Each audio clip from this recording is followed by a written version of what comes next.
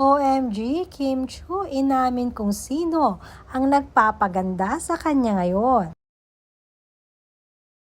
Ini-launch na nga kanina ng Brilliant Skin CEO na si Miss Glenda ang kanyang bagong ambassador para sa skincare products niya. At madami ang nagulat nang ipahayag nito at sabihin na si Kim Chu na ang bagong kabilang sa kanyang mga ambassadors. Hindi naman katakataka na si Kim ang napili ni Miss Glenda.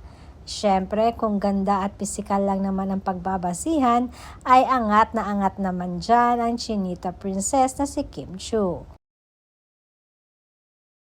Umani din ng napakaraming positive feedbacks ang naging interview ni Kim Chu.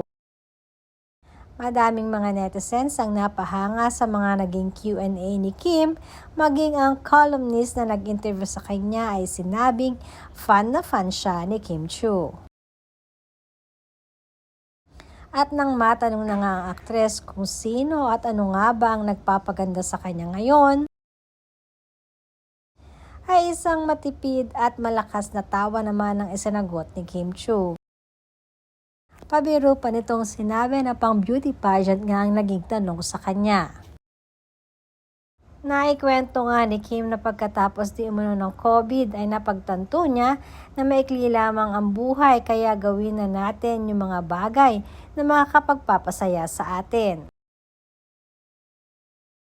At isa nga di umano dito ay si Paolo Avellino, na ngayon ay madalas nang kasama ni Kim sa pag-workout kaya di umano na maintain niya ang kanyang masaya at magandang muka.